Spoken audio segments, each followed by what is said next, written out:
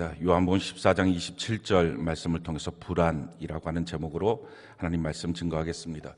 우리가 오베데돔 축복운동 기간 동안에 수요일 날 빚어지심 시리즈를 통해서 우리의 마음의 문제를 지금 살펴보고 있습니다. 다음 주로 이제 빚어지심 시리즈 마치는 시간 다음 주로 하려고 합니다.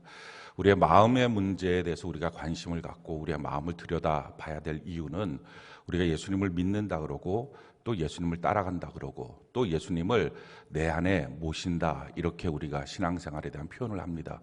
그런데 과연 예수님을 우리가 어떻게 따라가고 또 어떻게 예수님은 과연 내 안에 계신다는데 어디에 계시느냐 이것이 중요하죠. 예수님이 계시는 곳은 우리의 생각이 아니고요, 우리의 머리가 아니고요, 또 우리가 갖고 있는 어떤 위치나 자격이 아니라 우리의 마음에 예수님이 계십니다. 그래서 참 마음이 중요한 것입니다. 성경이 우리에게 이렇게 말합니다. 에베소 3장 17절 우리가 한번 한 목소리 읽어볼까요? 시작. 믿음으로 말미암아 그리스도께서 너희 마음에 계시게 하시옵고 너희가 사랑 가운데서 뿌리가 박히고 터가 굳어졌어. 그러니 예수님은 우리 마음에 계신다 하는 것입니다. 그렇다면 우리 예수님을 내 마음에 모셨습니다. 내가 예수님을 내 마음에 모시고 내 마음이 주님을 따라갑니다. 이것이 우리 신앙생활의 모습인데 그러면 예수님은 내 마음에 어떤 형태로 계시느냐 하는 거예요. 우리가 흔히들 예수님을 내 마음에 모신다라고 말할 때 머릿속에 의도하던 의도하지 않던 자꾸 성화가 떠오르는 거예요. 금발에 좀 잘생긴 듯한 이렇게 우수에 차 있는 그 얼굴. 그 누가 처음부터 그렇게 그렸는지 모르겠지만 그렇게 예수님 하면 우리가 지나가다가도 저 모습 예수님이다. 근데 우리가 속지 말아야 될 것은 그 모습 예수님 아닐 가능성이 99.9%입니다. 왜냐하면 그 얼굴은 너무 잘생겼어요. 성경에 보면 예수님은 사람들이 눈여겨보지 않을 만큼, 아니 더 정확하게 말하면 사람들이 피해 다닐 만큼 형편없이 생겼다 하는 것입니다. 그러니 여러분들 주변에 살다가 와 어떻게 저렇게 생겼어? 정말 피해가고 싶다, 만나고 싶지 않다. 그 얼굴이 비슷한 얼굴입니다. 그러니 천국에 가서 예수님 그렇게 금발에 휘날리면서 다닐 거라고 전혀 상상하지 마시고요. 그러니까 우리 머릿속엔 자꾸 예수님을 이렇게 우리가 갖고 있는 어떤 서양의 어떤 이미지로 예수님을 자꾸 생각을 하는데 내 마음에 예수님이 계신다. 어떤 형태로 계시느냐? 말씀의 형태로 계십니다. 우리가 그 사실을 분명히 알아야 됩니다. 어떤 사람의 어떤 모습이라든지 그래서 내가 예수님을 만났다. 그럼 어떤 사람의 어떤 모습으로 예수님을 만나고 그렇게 생각을 하는데 그렇지가 않아요. 예수님은 우리 마음속에 말씀의 형태로 계십니다. 근데 그 말씀이 우리가 말하고 있는 이런 내가 말하고 있는 이 말이 아니라 정말 그 말씀이 살았고 운동력 있는 우리가 평생에 경험해보지 못했던 그럼에도 불구하고 말씀의 형태로 내 안에 있다는 것입니다. 왜냐하면 예수님이 원래부터가 말씀의 형태로 계셨던 분입니다. 성경이 우리에게 이렇게 말합니다. 요한복음 1장 1절 14절 우리가 한번 한 목소리 읽어볼까요? 시작. 태초에 말씀이 계시니라. 이 말씀이 하나님과 함께 계셨으니 이 말씀은 곧 하나님이시니라. 말씀이 육신이 되어 우리 가운데 거하심에 우리가 그의 영광을 보니 아버지의 독생자의 영광이요 은혜와 진리가 충만하더라. 그래요. 태초에 말씀이 계셨어요. 그 말씀이 하나님인데 그 말씀이 육신이 되신 분이 예수님이시다라고 성경 기록합니다. 그래서 육신을 입고 이 땅에 오셨다가 승천하시고 난 다음에 우리와 떠나지 않고 영원히 함께 하신다 그랬습니다. 그럼 주님이 내 안에 모시고 사는 건데 어떤 형태로 모시느냐? 말씀의 형태로 내 안에 계십니다. 그래서 그 말씀이 기억나고 생각나고 말씀이 내 생각을 분별하고 말씀이 나를 이끌어가는 삶의 모습, 이게 그리스도인의 삶의 모습입니다. 그래서 말씀을 듣지 않고서는, 말씀을 읽지 않고서는 그리스도인으로 살아갈 수가 없는 것입니다. 근데 오늘 많은 그리스도인들이 말씀을 듣지도 않고 심지어는 말씀을 읽지도 않으면서 내가 교회 다니고 예수를 믿어요 라고 말하는데 그렇게 믿는 예수는 우리가 흔히들 생각하는 어떤 상상 속에 있는 어떤 이미지를 자꾸 믿는 것입니다. 그게 우리가 과거에 믿었던 이방신의 어떤 불상을 믿는다든지 이런 거랑 거의 진배가 없는 상태로 믿는데 그렇지 않아요. 예수님은 말씀의 형태로 내 안에 계신다. 그래서 이 말씀이 나를 주도하고 끌고 간다 하는 것입니다. 성경은 우리 마음을 바치다라고 말하고 말씀을 씨다 이렇게 말합니다. 그러니까 예수님이 말씀의 형태로 우리 안에 씨의 모습으로 오신다라는 것입니다. 그리고 이 씨가 되신 예수님이 내 안에 오셔서 뿌려지면, 말씀이 뿌려지면, 그러면 내 안에서 그것이 싹이 나고 열매가 맺어지게 된다 하는 것입니다. 그냥 땅이었는데 거기를 갈아엎어서 밭으로 만들어서 사과씨를 심었어요. 그래서 사과 나무가 자라나고 사과 열매가 주렁주렁 맺혀졌어요. 그럼 누구도 그것을 땅이다 이렇게 말하지 않아요. 사과밭이네 이렇게 말해요. 우리도 그냥 사람이었는데 내 안에 예수님이 오셔서 말씀의 형태로 내 안에 씨가 뿌려져서 예수의 열매들이 주렁주렁 맺어집니다. 그러면 누구든지 우리를 그저 사람이라고 말하지 않아요. 그리스도인이네, 할렐루야. 이게 안디옥 교회 1년 만에 그런 칭호를 받았다는 거예요. 예수 닮은 사람들이라고 하는 칭호를 받았다는 것입니다. 그래서 우리 안에 말씀의 형태로 오신 예수님, 나는 바치고 예수님이 말씀 되신 예수님이 씨가 되시는 거죠. 그럼 뭐가 일을 하느냐? 밭이 일하는 게 아니에요. 씨가 일하는 거죠. 밭은 아무것도 안 해요. 그냥 씨가 떨어져서 그 씨가 생명이 있으니까 그게 뿌리를 내리고 거기서 싹이 나고 또 거기서 꽃이 피고 열매가 맺어지는 거 땅이 하는 게 아니에요. 다 씨가 하는 거예요.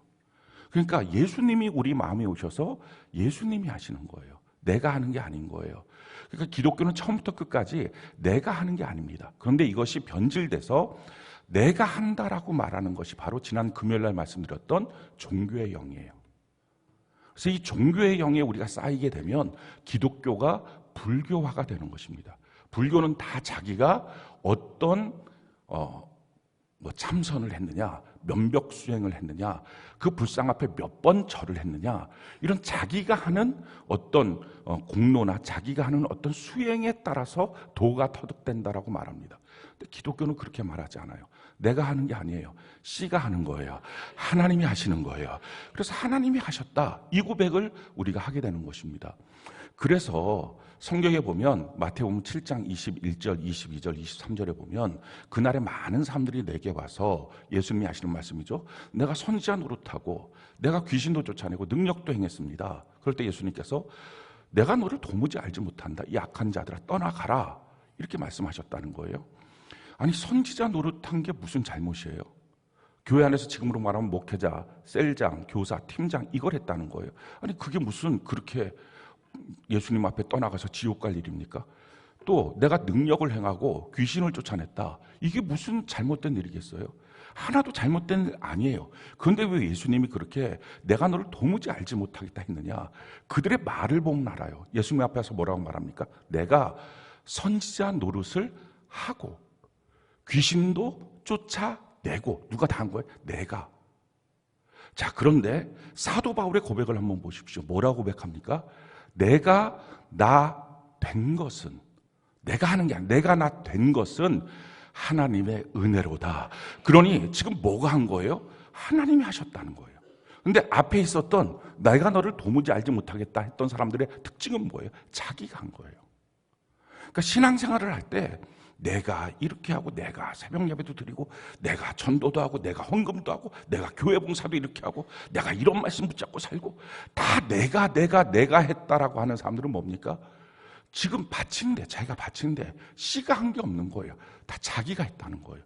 그러니 그것은 하나님이 하신 일이 없이 종교성으로 했기 때문에 하나님이 하시는 거예요.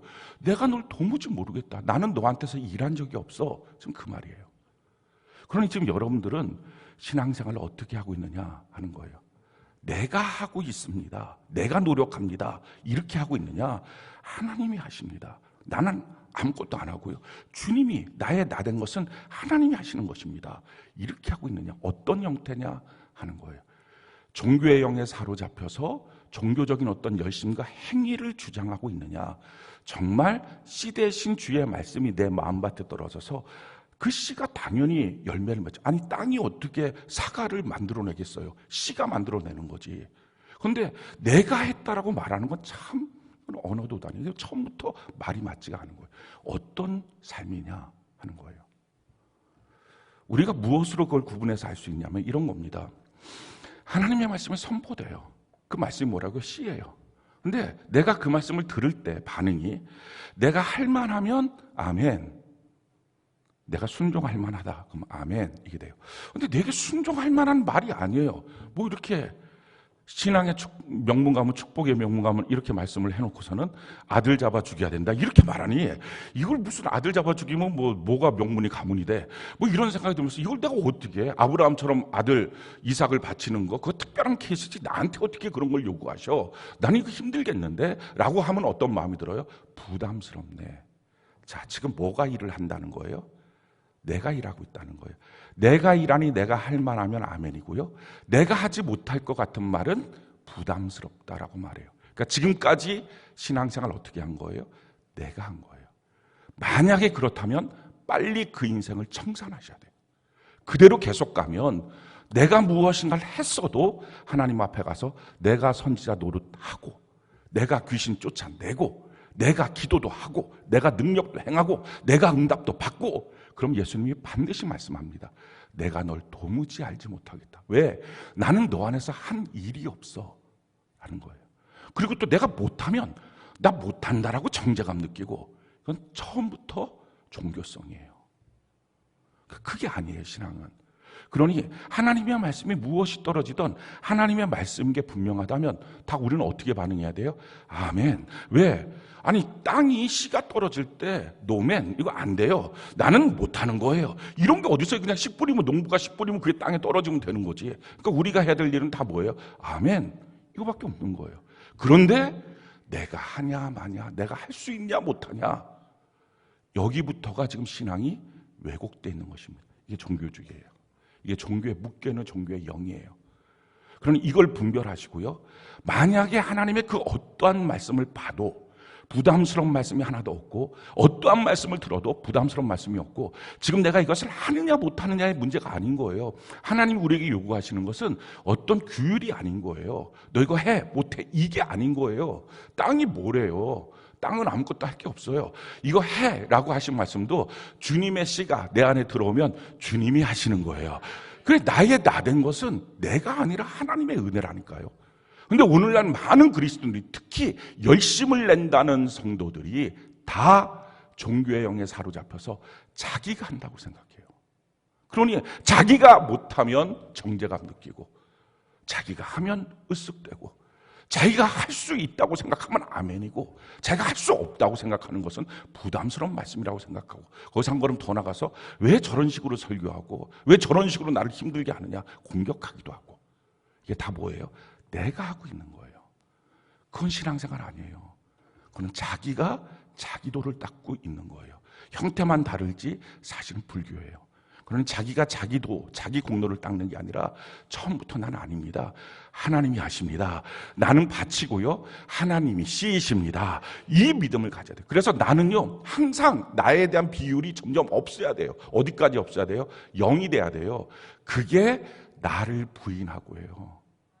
나를 부인하고. 이게 신앙생활. 누구든지 예수를 따라오려고 하면 나를 부인해야 된다. 신앙생활 오래 한 사람들은 딱 두 종류로 나누어져요. 내가 하고 내가 했고 내가 앞으로 할 거고 그래서 나는 너보다 더 많이 하고 있고 나는 너보다 더 많이 뛰어난 영적인 삶을 살고 있고 그렇게 말하는 사람이 있고요. 나는 한 게 없는데요. 나는 정말 죄밖에 진 게 없는데 주님이 나를 여기까지 이렇게 오게 하셨네요. 내가 나된 것 주님의 다 은혜입니다. 내가 뭘 한 게 있다고요. 아무리 생각해도 내가 한 게 없는 거예요. 다 하게 하시는 주님이 하신 거지 내가 한 게 뭐가 있는 거예요.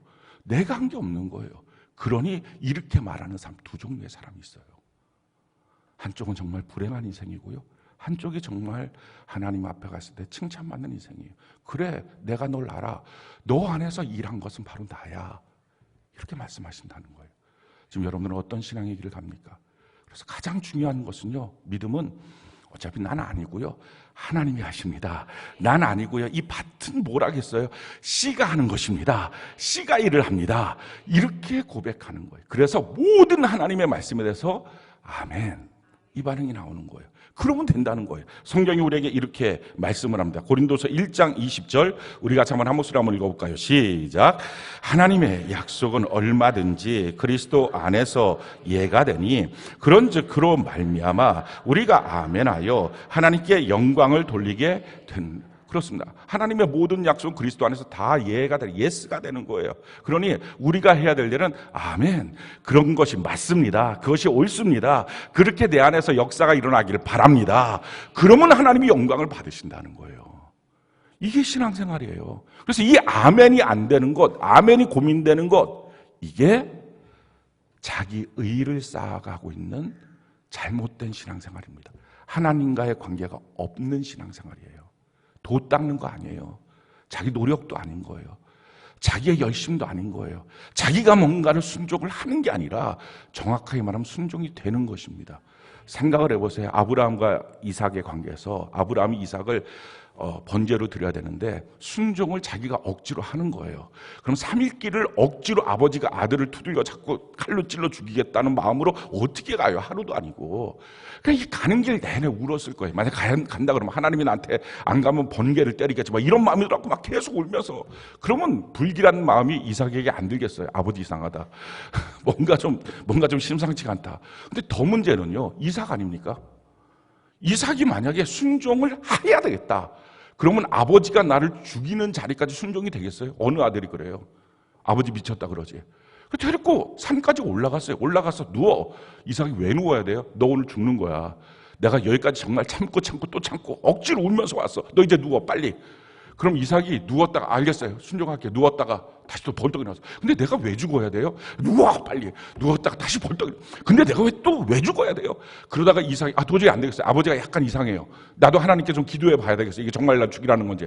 아버지가 잘못 들은 것 같아요. 그리고 뛰어 도망가요. 그러면 아브라함이 쫓아가면서 이삭아 너 멈춰라. 내가 널 잡겠다.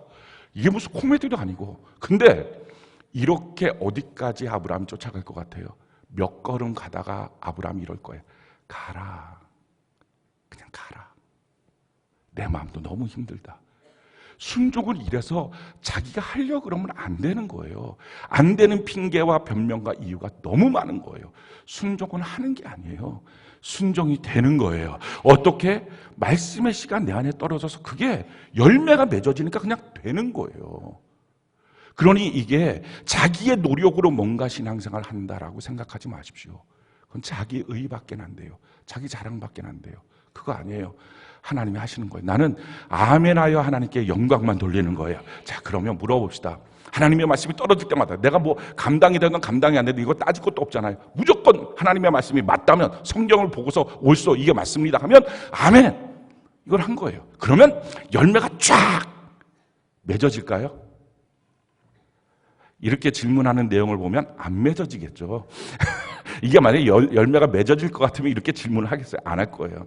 안 맺어져요. 왜 안 맺어져요? 말씀에 생명이 없어서 아니에요. 우리 마음의 이 밭인데 이 씨가 떨어졌을 때 열매가 안 맺어지는 밭이라는 거예요. 그게 뭐예요? 길가, 돌짝, 가시떨기 밭이라는 거예요. 그러니까 이 밭이 이걸 갈아엎어야 된다는 거예요. 그러니까 길가는 뭐예요? 상처받은 마음이에요. 이 길가의 마음의 상태가 있으면 가장 상처받은 마음이 뭐냐면 미운 거예요. 하나님의 말씀이 내 안에 잘 열매가 맺어지지 않는 이유는 내가 너무 미워하는 사람이 있는 거예요. 그러면 하나님이 말씀하셨어요. 너가 누군가를 그렇게 미워하면 나도 너를 향해서 사랑하지 않을 거야. 용서가 없어. 그러면 어떻게 열매가 맺어지겠어요? 그러니까 배우자가 밉든지 자녀가 밉든지 부모가 밉든지 친구가 밉든지 주변에 누군가가 너무 미운 사람이 있는 것이 상처받은 딱딱한 마음이에요. 미울 수 있는 이유를 제공했을 거예요. 여러분들이 다 착하니까 여러분들이 먼저 미워하고 사고치진 않아요. 누군가가 여러분들의 이 착한 마음을 괴롭혀서 미운 사람이 되도록 만들었을 거예요. 근데 문제는 그 사람만 미운 건 아닐 텐데 왜 자꾸 그 사람의 미움이 커져서 이게 하나님의 말씀을 들을 때 적용도 안 될 만큼 미울까? 마귀가 증폭시킨 거예요. 미움뿐인 게 있어요. 그렇지 않아요. 어떤 때는 욕심이, 또 어느 때는 자기 자아가, 교만이, 자랑이. 그래서 말씀을 들을 때 이 자기의 생각이, 자기가 갖고 있는 어떤 고집스러운 자기의 생각이 그거 싫은데요, 아닌데요. 이게 다 거절하는 길가예요. 이 상한 마음을 끊어내고 예수님의 마음으로 이식받기를 바랍니다. 그 예수님의 온유와 겸손의 마음을 딱 받는 거예요. 자, 그러면 이제 그 주었던 말씀이 쫙 열매가 맺을까요? 아니겠죠. 이 질문이 있으면 항상 아닌 거예요. 아닐 거예요. 왜 아니냐? 그렇게 길가밭이 바뀌어지면 옥토가 되는 게 아니라 돌짝밭이 된 거예요. 그러니까 그 돌짝밭이 되고 나면 그 다음에 필요한 게 뭐예요? 교회 안에 뿌리를 내려야 되는데 이게 내 교회가 돼야 되잖아요. 내 눈물, 내 땀, 내 피를 쏟아가면서 교회의 손을 잡고 그 고난의 때를 넘어가는 거예요. 그러면 교회가 너무 고마워요. 교회가 있어서 날 지켜줬구나 이 마음이 드는 거예요. 그래야 그때부터 이게 내 교회가 되는 거거든요. 내 교회가 됐는지 안 됐는지 아는 방법, 아주 간단한 방법이 있어요. 제가 이덕인 목사님 댁에 간 거예요. 놀러 갔어요. 신방 간 건 아니고 놀러 간 거예요. 예요, 이거 진짜 아니고 이덕인 목사님 댁에 간 거예요. 그렇게 갔더니 이덕인 목사님이 목사님 오셨어요. 이거 청소 좀 해줘요. 그렇게 하는 거예요. 어이? 그 사람이 나를 보고 청소하라고 그러네? 그럼 뭐 또 친한 관계고 신뢰가 되니까 알았어요. 청소했어요. 근데 그 청소 열심히 하고 나면 이제 안녕히 가세요 한 거예요. 뭐지? 하고 집으로 왔어요. 그 다음번에 또 놀러 갔어요. 그때 갔더니 이덕인 목사님이 저 설거지 좀 해줘요. 뭐지? 왜 나만 가면 자꾸 일을 시키지? 그래도 착하니까 설거지를 한 거예요. 그러고 왔어요. 그 다음에 또 갔어요. 목사님 오셨어요? 얘 청소 좀 해줘요. 화는 나겠지만 인격이 좋으니까 화를 잘 안 낼 거 아니에요. 그래갖고 제가 청소를 한 거예요. 근데 거기까지는 좋아요. 근데 이동희 사장님 갑자기 불같이 화를 내면서 이 정도밖에 청소를 못하냐고. 그러면 어떡하겠어요? 드디어 너가 나의 영린을 건드렸다 이러지 않겠어요 제가? 그래서 뭐라고 말하겠어요? 내가 왜 이 집에 와서 자꾸 청소하고 설거지해야 돼요? 그래요. 그건 내 집이 아니고 이 집이에요. 이씨 집, 이덕인 집. 내 집이 아니고 이 집이란 말이에요. 그러니까 이게 교회 왔어요. 자기 집 같으면 자기가 돈을 들이고 자기가 거기서 뭔가 봉사하고 섬기는 거 누가 공치사예요? 그거 공치사 안 해요. 당연한 일이니까. 근데 그거 할 때마다 힘이 들고 내가 왜 해야 되냐고 생각이 들고 그러다가 누구라도 무슨 말 한마디만 하면 화가 확 나고 내가 언제까지 이거 해야 되냐고. 그게 아직 내 교회가 아닌 거예요. 뭐 이렇게 하라는 게 많고 뭐 이렇게 자꾸 뭘 챙기고 뭘 자꾸 나보고 이렇게 요구하는 게 많냐. 그건 아직 내 교회가 아닌 거예요. 내 교회가 안 됐기 때문에 말씀이 열매로 쭉 맺어지지 않는 거예요. 그때 필요한 건 뭐예요?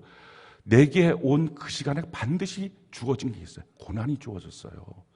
아브라함도 베델을 향해서 넘어갈 때 그 베델에서 두 가지의 현상을 만납니다. 창세기에 보면 12장, 13장에 보면 두 가지 현상이 만나는데 첫 번째 기근이고요. 두 번째 롯과의 다툼이에요. 그러니까 인간관계의 갈등이라든지 아니면 물질적인 문제라든지 그러니까 자기 삶에 이런 고난이 닥쳐와요. 그 고난을 어떻게 해야 돼요? 주님의 몸된 교회에 손을 잡고 베델 하나님의 집에 손을 잡고 할렐루야 그 고난을 내 땀, 내 피, 내 눈물을 토해가면서 그걸 넘어야 돼요. 자기 혼자서 웅크리고 남 힘들겠다 이게 아니라 그걸 넘어가야 돼. 그럴 때 내 교회가 되는 거예요. 내 교회가 되기 시작하면 그때부터 이 딱딱한 마음속에 순간순간 자기도 모르게 은혜 받고 있다고 생각하는데 어느 순간인가 뭔가 툭툭 올라오고 막 분노가 올라오고 열이 받고 막 이런 것들이 있는 것들이 싹 없어져요. 자, 그러면 열매가 쫙 맺어질까요? 아닌 거죠. 그 다음에 뭐가 있습니까? 그렇게 돌짝이 제거되면 가시떨기가 있는 거예요. 그 가시떨기를 어떻게 제거해요? 성령의 불로 싹 불태워버려야 돼요. 할렐루야. 그러면 열매가 맺어지는 거예요. 자, 그러니까 어떻게 해야 돼요? 하나님의 말씀이 내게 들릴 때마다 보여질 때마다 예수 믿는 사람의 특징이라면 이렇게 하는 겁니다. 아멘.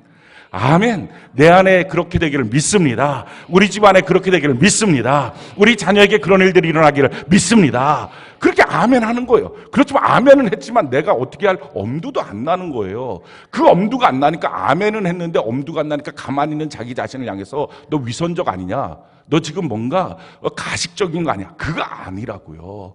그러면 그 시간에 아멘 해놓고 가만히 놀고 있느냐? 그게 아닌 거예요. 그 다음에 뭘 해야 돼요? 길가를 갈아엎고 할렐루야 돌짝을 갈아엎고 아멘이십니까? 가시덤불을 성령의 불로 불태워버리고 이걸 하는 거예요. 계속. 그러다가 어느 순간에 내 마음이 옥토가 되는 그날 열매가 쫙 맺어지는 거예요. 그럴 때 우리는 어떻게 하는 거예요? 하나님께서 내 삶 속에 너 자녀 하나님 앞에 정말 순교의 각오를 드려야지만 명문 가문이 일어나 라고 하셨는데 이 말씀 나는 엄두도 안 나요. 그래서 내가 할 수 있는 건 뭐예요? 아멘 해놓고 그 다음서부터는 내가 하는 거는 내 길가박 갈아엎고 내 이 가시떨기 갈아엎고 내 돌짝 갈아엎고 이것만 한 거예요. 근데 어느 날 나도 되고 내 자녀도 되고 말이 통하고 이 말이 통하면서 성령의 역사가 일어나고 그래서 쫙 열매가 맺어진 걸 보는 순간에 제가 했어요. 제가 제 자녀한테 이렇게 말하고 내가 기도했더니 자녀가 이렇게 됐어요. 어느 누가 이렇게 말을 해요? 그렇게 말 안 해요. 내가 내 자녀를 이렇게 양육했어요. 그런 말 안 해요. 하나님이 하셨어요. 이렇게 바뀌어지는 거예요. 그래서 하나님의 나라의 역사는 이렇게 나타나는 거라고요. 마가복음 4장 26절 27절 우리가 한번 한 목소리 읽어볼까요? 시작.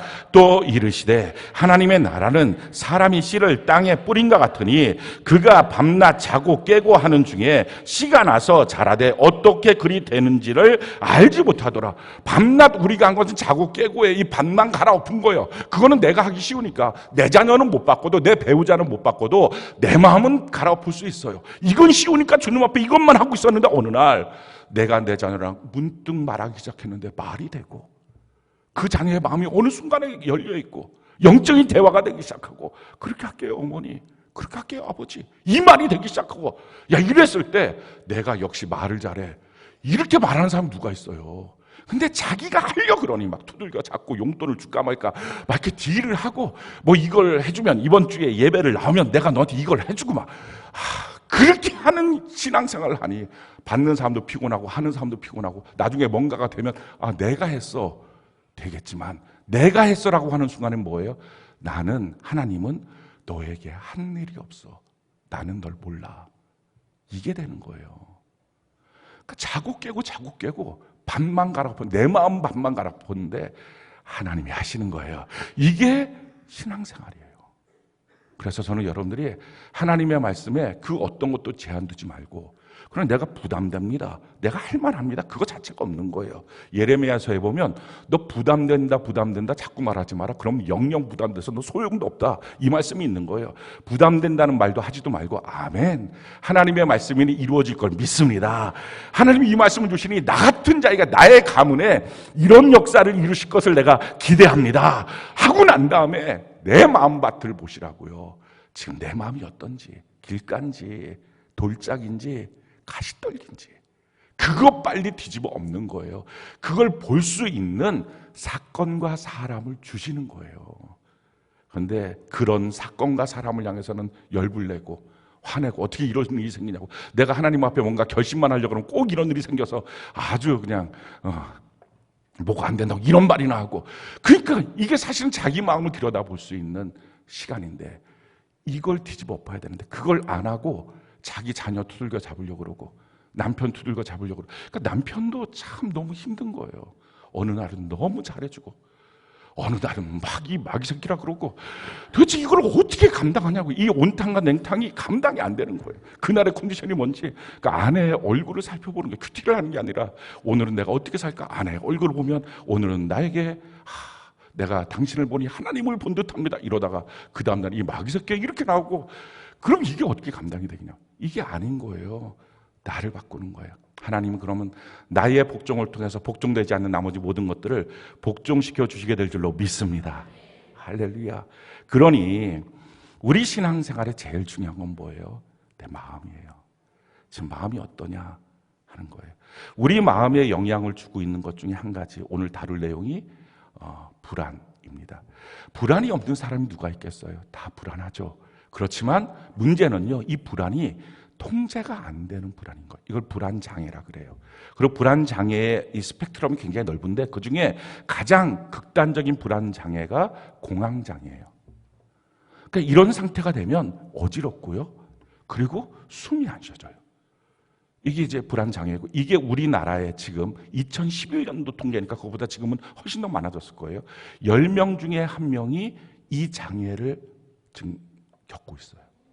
그러니까 이게 흔한 질병입니다. 드문 질병이 아니고요. 그러니까 이런 상황 가운데 지금 있는 거예요. 자, 이런 불안의 문제, 이거 우리가 어떻게 할 것이냐. 예수 믿는 사람은 그럼 이런 불안 장애가 없느냐. 믿음으로 사니까 불안이 없지. 예수를 믿으니까 믿는 게 있는데 무슨 불안이 있겠어. 근데 사실은 그게 아니에요. 불안이 있어요. 아니, 불안뿐만 아니에요. 우리의 삶 속에 예수를 믿음에도 불구하고 고난도 밀려오고요, 정말 원치 않는 사건들도 밀려옵니다. 그럴 때 우리가 의문이 생겨요. 내가 하나님의 자녀라고 하는데, 하나님은 살아계시고 능력 있고 전능하시다고 하는데 왜 내 삶의 이런 문제들에 대해서 하나님은 아무것도 안 하고 계시는 것 같을까? 왜 하나님은 내 삶의 이런 문제들을 막아주지 않을까? 왜 병은 병대로 오고, 관계의 갈등은 갈등대로 오고, 사건은 사건대로 오고, 직장 문제는 직장 문제대로 오고, 이게 느닷없이 생기는 문제도 있지만 열심히 기도했는데도 왜 내 삶에 이런 문제들이 그냥 생기도록 하나님이 하실까? 그래서 의구심이 드는 거예요. 정말 하나님 계시나? 아니면 하나님과 나와의 신앙관계는 아닌 건가? 나 혼자 지금 이렇게 쉬워하고 있는 건가? 이런 갈등들이 생길 수가 있습니다. 그런데 뭐 불안뿐만 아니라 우리의 고난을 통칭해서 내 삶에 다가오는, 내가 예수를 분명히 믿는데 내 삶에 다가오는 고난 왜 생길까? 이걸 먼저 우리가 다루고요, 이 불안의 문제를 어떻게 처리하느냐, 이걸 우리가 좀 알아봤으면 좋겠어요. 왜 고난을 하나님은 그냥 고난에 대해서 나를 안 지켜주고 내버려 두는 것 같을까? 이유가 있다는 거예요. 성경이 우리에게 이렇게 말씀합니다. 고린도후서 1장 3절 6절 우리가 한번 한 목소리 읽어볼까요? 고린도후서 1장 3절 6절 같이 한번 한 목소리 한번 읽어봅시다. 시작. 찬송하리로다. 그는 우리 주 예수 그리스도의 하나님이시요 자비의 아버지시요 모든 위로의 하나님이시며 우리의 모든 환난 중에서 우리를 위로하사 우리로 하여금 하나님께 받는 위로로서 모든 환난 중에 있는 자들을 능히 위로하게 하시는 이시로다. 그리스도의 고난이 우리에게 넘친 것 같이 우리가 받는 위로도 그리스도로 말미암아 넘치는도다. 우리가 환난 당하는 것도 너희가 위로와 구원을 받게 하려는 것이요 우리가 위로를 받는 것도 너희가 위로를 받게 하려는 것이니 이 위로가 너희 속에 역사하여 우리가 받는 것 같은 고난을 너희도 견디게 하느니라. 이 위로의 말씀을 주시면서 이렇게 말씀하시는 거죠. 우리가 고난 가운데 빠질 때 반드시 우리 하나님은 위로의 하나님이 되신다 하는 거예요. 여러분들 어떤 고난 속에 있어도 위로가 뭐냐면 내 옆에 서 계신 하나님이에요. 나를 안 떠나신 분이에요. 그래서 이 위로의 하나님을 꼭 만나야 된다 하는 것입니다. 여러분들이 고난 속에 있을 때 말씀을 보든지 기도를 하면 꼭 주님은 내가 너 옆에 있어, 내가 지금 너랑 함께 있어, 이 말씀을 주신다고요. 저도 이 목 디스크 수술을 받기 위해서 병원에, 고려대학교 병원에 입원을 했거든요. 그 다음 날이 이제 수술 날이 되는 거예요. 근데 이 목 디스크를 사실은 목이 좀 아파갖고 병원을 갔더니 MRI를 찍자 그러고 MRI를 찍고 났더니 그 사람이 하는 말이 당신은 어떻게 걸어 들어왔냐고, 이 상태를 보면 이미 신경이 다 눌려서 사지가 움직이지 못하는 사람이라고 의사가 이렇게 말을 하는, 나 멀쩡히 걸어 들어갔어요. 의사가 그렇게 말을 하는 거예요. 그 순간에 사지가 힘이 쭉 빠지는 거예요. 그래갖고 이게 못 걸어 나오겠는 거예요. 그래갖고 바로 휠체어에 앉아갖고 병실에 들어갔어요. 병실에 들어갔더니 당신은 견인으로는 해결이 안 되고 수술을 받아야 된다는 거예요. 그래서 사실은 그 고대병원 앞에 있는 우신양 병원이라고 이 디스크에 대해서 이렇게 견인 치료를 많이 하는 병원이 있었는데 거기서 이제 고려대 병원으로다가 저를 옮겨준 거예요. 가서 수술 받으라고. 이 목 디스크 수술하고. 근데 갔더니 그날 이제 다음 날 너가 수술 받아야 된다고 이렇게 하면서 하는 말이, 목 디스크는 수술 잘못하면 여기 뭐 건드려 놓으면 밑은 다 이제 사지를 못 쓴다. 그거 사인을 해라. 그 사인을 어떻게 하겠어요? 그냥 멀쩡한 지금 있는 채로 그냥 나가면 안 돼. 당신은 이제 못 걸어다녀. 그 말 듣고 또 힘이 쭉 빠지고.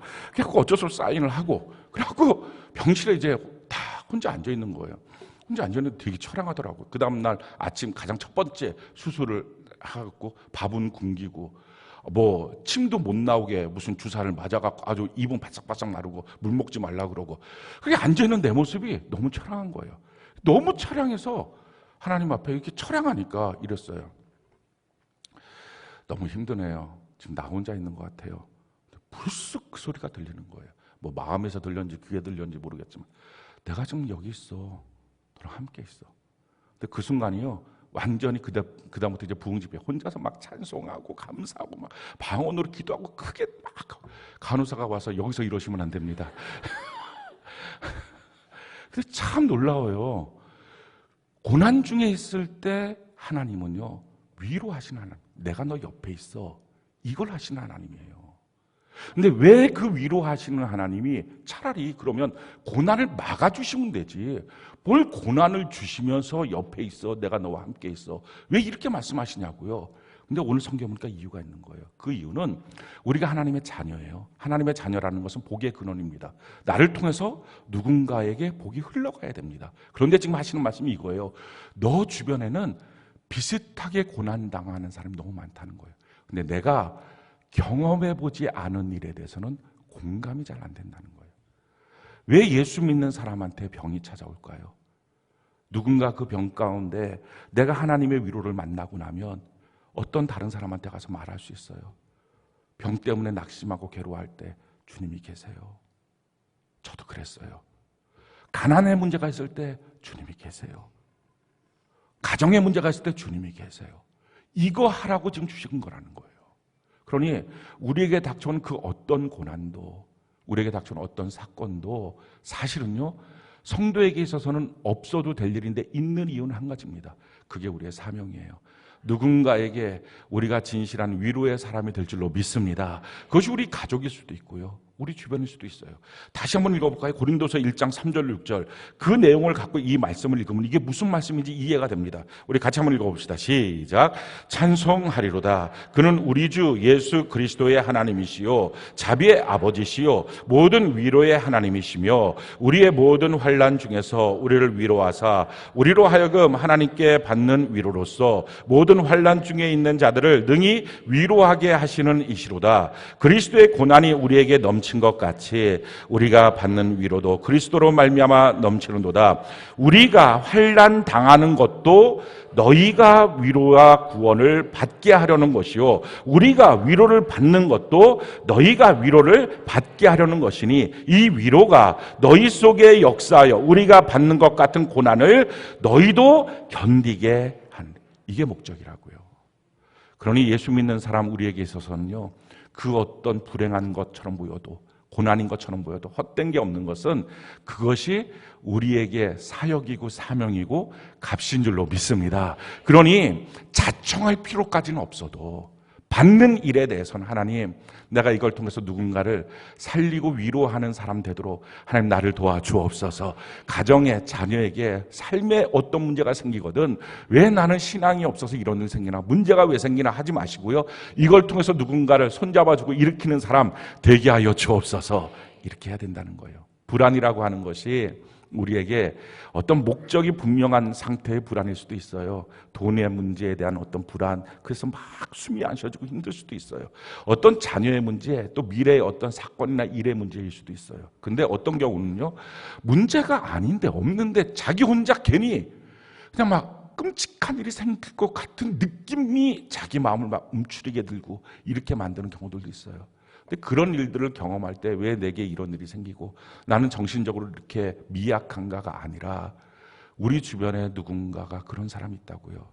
근데 나를 먼저 그 일을 통해서 예방주사 놓고 하나님의 위로를 경험하고 난 다음에 그 사람 찾아가라는 거예요. 그 사람 붙잡아 주라는 거예요. 하나님이 그 사람을 나를 통해서 구원하기를 원하신다는 거예요. 그래서 예수 믿는 사람의 모든 고난은 사실은 자기를 위해서가 아니고 자기 주변을 위해서예요. 그래서 어떻게 보면 주눅들 필요 없어요. 위축될 필요도 없어요. 죄가 많아서 이런 일이 생기나 하실 필요 없어요. 하나님께서 나를 통해서 더 많은 영혼을 건져내어 주시게 될 줄로 믿습니다. 자, 그렇다면 이제 우리에게 닥쳐온 이 불안도 하나님의 위로의 힘을 얻어서 넘어서야 되잖아요. 어떻게 넘어설 수 있느냐? 첫 번째, 예수 믿기 전에 우리의 인생에 불안이 올 수 있어요. 이 사람은 예수 믿으면 됩니다. 그러면 마음이 훨씬 가벼워져요. 아마 여러분들 중에 대다수가 그걸 느꼈을 거예요. 예수 믿지 않다가 예수를 믿는 순간에 주님께 맡길 수 있는 거예요. 하나님이 계시는구나. 그래서 너무 감사하고 불안했던 마음들이 다 노임을 받는 일들이 있을 것입니다. 그런데 그것만이 아니고 예수를 분명히 내가 믿고 그런 경험이 있었음에도 불구하고 내게 스물스물 찾아온 불안장애, 이 문제가 생길 수 있어요. 자, 이런 불안장애 문제가 내 안에 생겼을 때는 그러면 예수 믿는데 어떻게 할 것이냐 하는 것입니다. 오늘 그 예수 믿는데도 불구하고 불안의 장애의 문제가 생겼을 때 해결하는 방법을 주는 것이 오늘 본문 말씀이에요. 오늘 본문 말씀 우리 다시 한번 읽어볼까요? 요한복음 14장 27절, 요한복음 14장 27절 우리 같이 한번 한 목소리 읽어봅시다. 시작. 평안을 너희에게 끼치노니 곧 나의 평안을 너희에게 주노라. 내가 너희에게 주는 것은 세상이 주는 것과 같이 아니하니라. 너희는 마음에 근심하지도 말고 두려워하지도 말라. 우리 예수님이 내가 너한테 평안을 줄 거야. 근데 그 평안은 내 평안을 주는 거야. 예수님의 평안을 주겠다는 거야. 그러니까 예수님의 평안을 받으면 뭐가 불안하겠어요? 세상살이가. 아무것도 불안할 게 없는 거예요. 이 예수님의 평안을 받는 은혜가 있기를 바랍니다. 근데 이 평안은 세상이 주는 것처럼 주는 게 아니야 라는 것입니다. 세상은 어떻게 불안할 때 우리에게 처방을 합니까? 약물 처방을 하든지 안 좋은 방법이지만 알코올 처방을 하기도 하고요.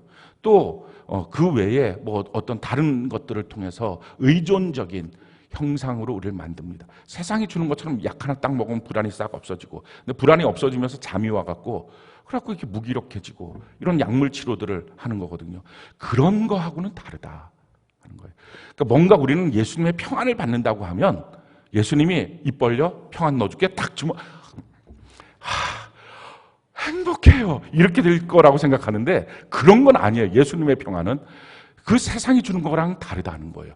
왜 그걸 알 수 있느냐? 이 말씀을 하시고 난 다음에 제자들이 그러면 내가 너한테 나의 평안을 줄게 하는 순간에 그 평안을 입을 딱 벌려서 쪽쪽쪽 먹었으면 그 다음부터 와, 내 마음 평안해, 내 마음 평안해, 불안이 하나도 없어요 이래야 되는데 그게 아니에요. 제자들은 계속 불안했어요. 덜덜 떨었어요. 그러니 예수님이 심지어 십자가에 못 박혔다가 다시 살아나서 부활하시고 찾아왔을 때도 맨 처음 했던 말이 너희는 평안할지어다. 얼마나 떨었으면 그러겠어요.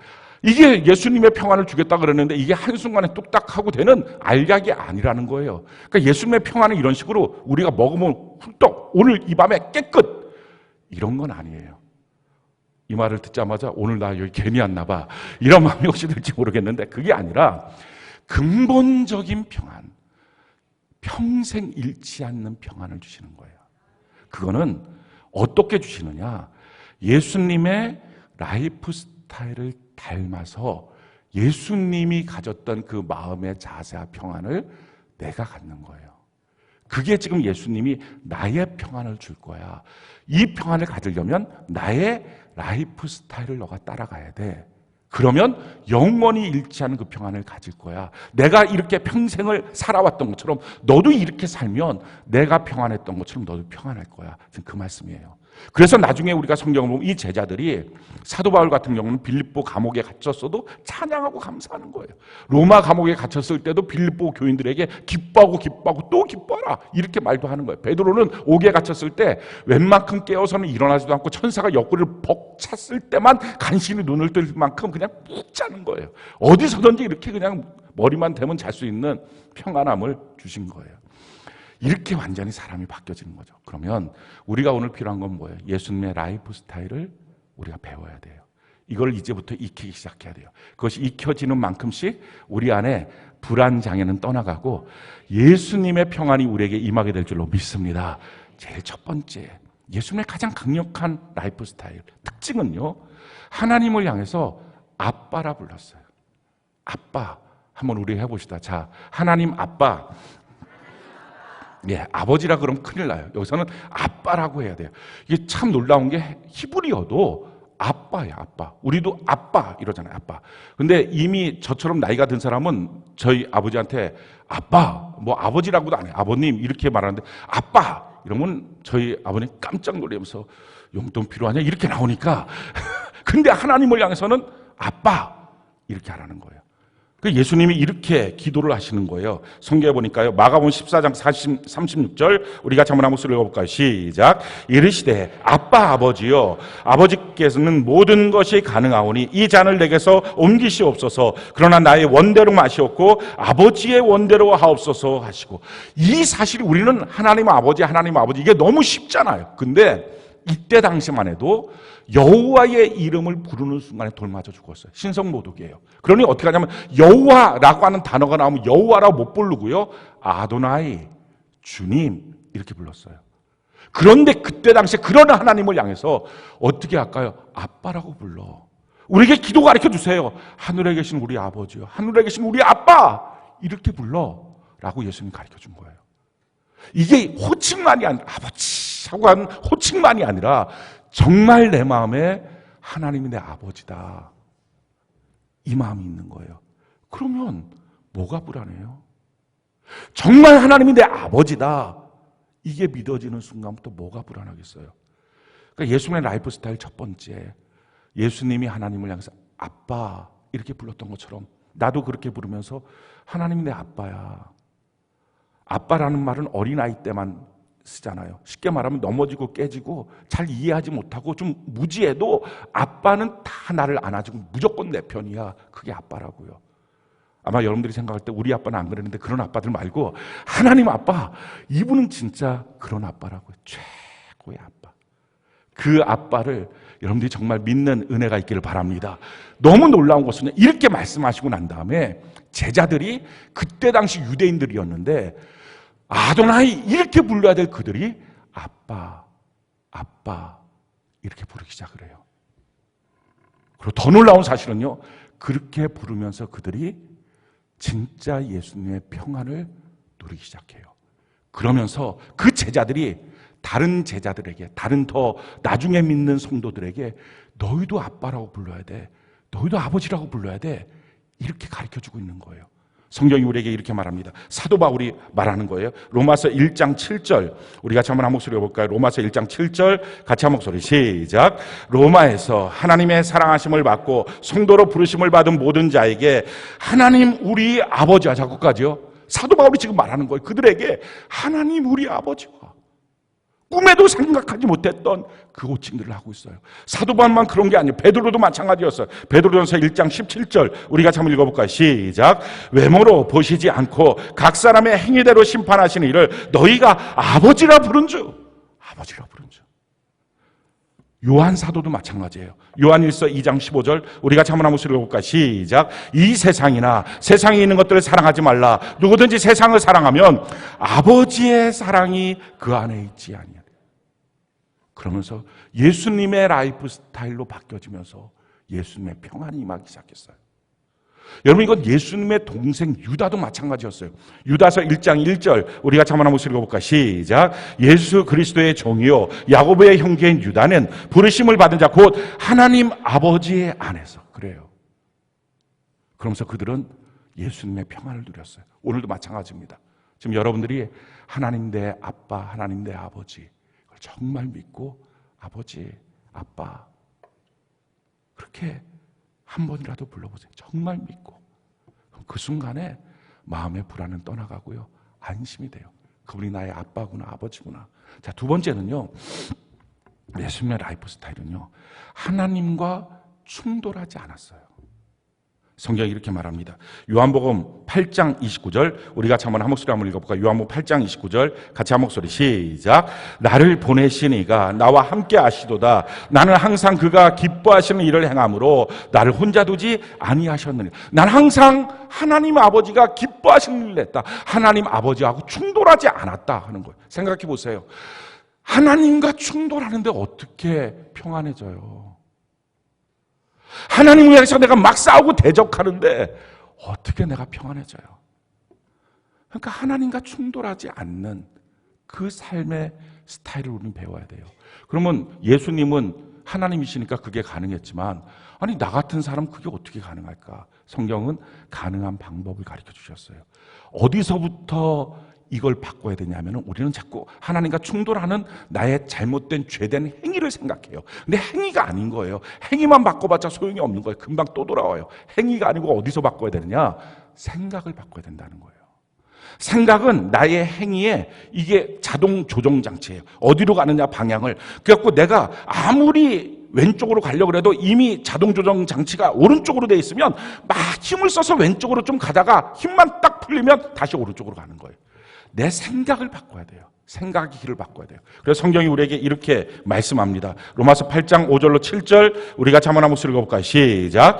육신을 따르는 자는 육신의 일을, 영을 따르는 자는 영의 일을 생각하나니 육신의 생각은 사망이요 영의 생각은 생명과 평안이니라.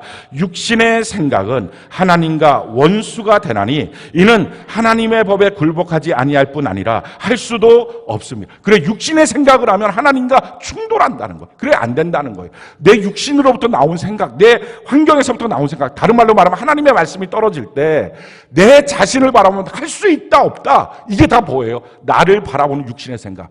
이 육신의 생각에서부터 나오면 하나님이 내게 이루시겠다는 하나님의 말씀이 떨어질 때 대적이 된다, 원수가 된다. 왜 이렇게 부담스러운 말씀을 하세요? 하나님 나한테 정말 큰 하나님의 역사를 이루실 건데 나는 어떻게 나보고 그런 일을 하라고 하세요? 라고 하나님을 대적하고 만다는 거예요. 육신의 생각에 되어 있으면 안 돼요. 영의 생각으로 바뀌어야 돼요. 그러면 여러분, 생각이 뭐예요? 생각은 내가 나랑 얘기하는 게 생각이에요. 그러니까 내가 가만히 생각하고 있어요라는 얘기는 내가 지금 나랑 일을 어떻게 하면 좋지? 이거 어떻게 하지? 이렇게 말을 궁시렁궁시렁 하지 않아도 그냥 속으로 이렇게 내가 나랑 대화하는 거예요. 근데 이게 내가 나랑 대화할 때 그 나가 아주 긍정적이고 은혜 충만하고 성령 충만한 나라면 얼마나 좋은 얘기들이 나오겠어요. 그랬던 얘들이 성경에 있어요. 성경이 이렇게 말하는 거예요. 시편 42편 5절 우리 같이 한번 목소리 읽어볼까요? 시작. 내 영혼아 내가 어찌하여 낙심하며 어찌하여 내 속에서 불안해하는가? 너는 하나님께 소망을 두라. 그가 나타나 도우심으로 말미암아 내가 여전히 찬송하리라. 내 영혼을 향해서 지금 생각을 하는 거예요. 내가 지금 대화를 하는 거예요. 나랑 대화해서 뭐라고, 야 너 왜 낙심해? 너 하나님 앞에 지금 찬양해봐. 오히려 하나님을 높여봐. 이렇게 내가 나랑 대화하는 거예요. 그랬더니 그 생각 속에서 더 긍정적인 반응이 나오죠. 다윗도 마찬가지였어요. 시편 103편 1절 5절 우리 같이 한번 목소리 읽어볼까요? 시작.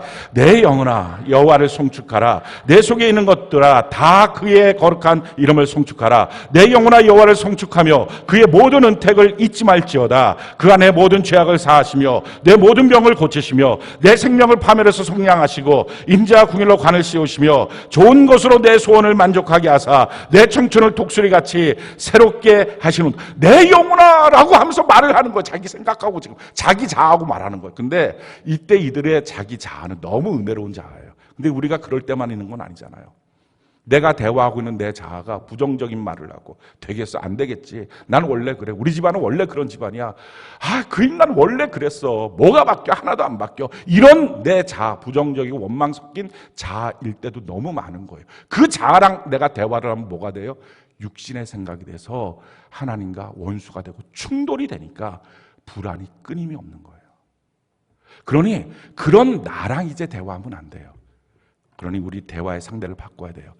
예수님과 대화하시기 바라요. 우리 마음에 누가 계세요? 예수님이 계세요. 그러니 예수님께 물어보는 거예요. 주님 어떻게 하면 좋아요? 지금 이런 상황에서 주님 어떻게 하면 좋아요? 어저께 셀장 모임 때 한 셀장이 그러더라고요. 은혜를 받고 난 다음에 큐티를 하는데 큐티하면 성경을 읽는데 주님 이 말씀이 뭐예요? 어떻게 하는 거예요? 이거 어떻게 하면 돼요? 이렇게 질문했대요. 그때 그 다음 절에 말씀하시고 그 다음 절에 말씀하시고 이렇게 했다는 거예요.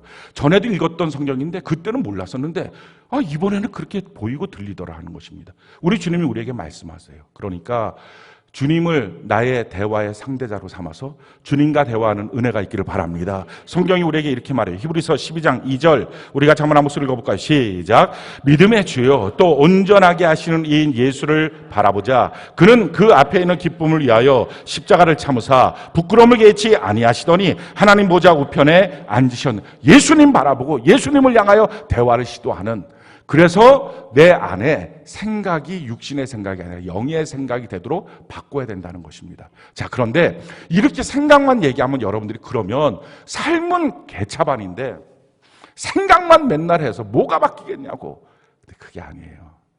내가 생각을 바꿔놓잖아요. 그래서 내 인생의 자동 조정 장치가 바뀌어지잖아요. 여전히 죄를 범하고 있어도 얼마 못 가서 그 죄는 그쳐요. 그게 생각의 힘이에요. 성경이 우리에게 그래서 이렇게 말합니다. 로마서 8장 11절로 13절 우리 같이 한번 목소리 읽어볼까요? 시작. 예수를 죽은 자 가운데서 살리신 이의 영이 너희 안에 거하시면 그리스도 예수를 죽은 자 가운데 살리신 이가 너희 안에 거하시는 그의 영으로 말미암아 너희 죽을 몸도 살리시리라. 그러므로 형제들아 우리가 빚진 자로 돼 육신에게 져서 육신대로 살 것이 아니니라. 너희가 육신대로 살면 반드시 죽을 것이로되 영으로서 몸의 행실을 죽이면 살리. 내가 내 몸을 억지로 무엇인가를 하자 말자 이거 하면 안 되고요. 영의 생각이, 주님과 대화한 그 생각이 내 몸을 바꿀 수 있도록, 몸의 행실을 교정할 수 있도록 하는 것, 이게 그리스도인의 삶이에요. 그래서 순종이 쉬워지는 거예요. 이렇게 우리가 살아갈 때, 하나님과 충돌하지 않을 때 불안이 없어요. 그런데 이것만 갖고 안 될 때가 있어요. 어느 때는 정말 자기 안에 심각한 문제가 생길 수 있어요. 그 심각한 문제 가운데 불안해질 수 있어요. 예수님도 십자가 앞에 놨을 때 내가 죽을 것 같다, 이렇게 마음이 불안하셨어요. 제자들 3명 데리고 가면서 날 위해서 기도해달라. 예수님이 난생 처음 중보기도도 요청하셨어요. 그때 예수님이 하셨던 것은요, 우리 하나님 아버지께 간절한 기도였어요. 성경이 우리에게 이렇게 말해요. 누가복음 22장 44절로 46절 우리가 한번 한 목소리 읽어볼까요? 시작.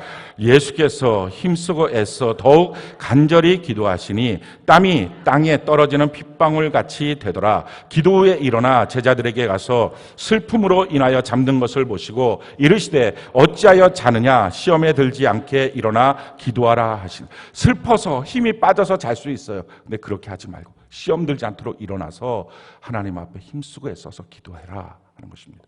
뭐라고 기도해야 될까요? 주님, 내 마음 너무 불안해요. 평안을 주세요. 아버지, 나에게 평안을 주세요. 그럼 평안이 안 와요. 이거 해보시면 알아요. 저도 이렇게 해봤어요. 근데 안 와. 그 괜히 힘만 쓰고 역시 안 오네, 이런 생각만 들어요. 주님 과연 뭐라고 기도했나? 보니까 주님이 이렇게 기도했더라고요. 평안을 주세요. 너무 불안해요. 죽게 된 것 같아요. 라고 한 게 아니라 예수님이 하셨던 기도의 방식은요, 하나님의 뜻대로 살고 싶어요. 이 잔을 옮겨줄 수만 있으면 옮겨주세요. 그렇지만 내 뜻대로 마옵시고 아버지의 뜻대로 되기를 원합니다. 이 기도를 하는 거예요. 하나님의 뜻대로. 근데 참 놀랍죠? 하나님의 뜻대로 되기를 원합니다라는 기도를 할 때 주님의 평안이 임하는 거예요. 내 뜻대로 하려고 그랬더니 불안하고, 하나님, 나는 주님 앞에 맡겼어요. 하나님의 뜻대로 해주세요. 그래서 성경이 이렇게 말합니다. 빌립보 4장 6절로 7절 우리 같이 한번 한 목소리 읽어볼까요? 시작. 아무것도 염려하지 말고 다만 모든 일에 기도와 간구로 너희 구할 것을 감사함으로 하나님께 아뢰라. 그러면 모든 지각에 뛰어난 하나님의 평강이 그리스도 예수 안에서 너희 마음과 생각을 지키시리라. 내 마음과 생각을 지켜주신 하나님의 역사는요, 염려하지 말고 그 다음에 뭐 하라고요? 감사로 하나님께 기도하는 거예요. 내게 주어진 환경과 처지에 대해서 원망하지 말고, 정말 불안해요, 죽을 것 같아요, 왜 이런 상황 주셨어요, 이렇게 하지 말고, 하나님 이렇게 주신 이 고난이 나로 하여금 누군가를 살릴 수 있는 하나님의 높은 뜻인 걸 믿습니다. 그래서 하나님 감사합니다. 주님, 내가 이 상황 가운데 하나님의 뜻이 뭐예요? 내게 하나님의 뜻을 이루어주세요. 내게 하나님의 뜻을 보여주세요. 이렇게 기도하는 거예요. 그랬더니 주의 평안이 내 마음과 생각을 사로잡는 하나님의 역사가 생기더라. 할렐루야. 이 은혜가 있다는 것입니다. 사랑하는 성도 여러분, 예수 믿는 사람에게도 불안은 찾아오고 예수 믿는 사람에게도 고난은 찾아옵니다. 그런데 그 이유는 유익함이에요. 나도 유익하고 남도 유익하고, 신앙에 참 놀라운, 부인할 수 없는 하나님의 만남의 사건을 주시기 위함입니다. 그럴 때 우리에게 꼭 필요한 것, 우리 라이프 스타일을 바꿔야 돼요. 아버지 없는, 아빠 없는 사람처럼 살지 마시고, 내게 아빠가 있다, 하나님과 자꾸 충돌하는 생각을 갖고 있지 말고, 하나님과 대적하는 생각을 갖고 있지 말고 하나님 앞에 순종하는 생각으로 바뀌어라. 그리고 마지막, 하나님께 간절히 기도하라. 그러면 내 뜻이 이루어달라고 기도하지 말고 주님의 뜻이 이루어달라고 기도하면 내 마음이 평강으로 장악되면서 좋으신 하나님을 만나게 되는 은혜가 있게 될 줄로 믿습니다. 그때 우리는 하나님의 평안, 예수의 평안을 받아서 영원히 불안하지 않는 사람으로 바뀌어집니다. 우리 마음이 이런 은혜가 넘치고 세상의 모든 풍파가 몰려와도 불안하지 않는 하나님의 사람으로 세워지는 은혜가 넘치기를 예수님 이름으로 축원합니다.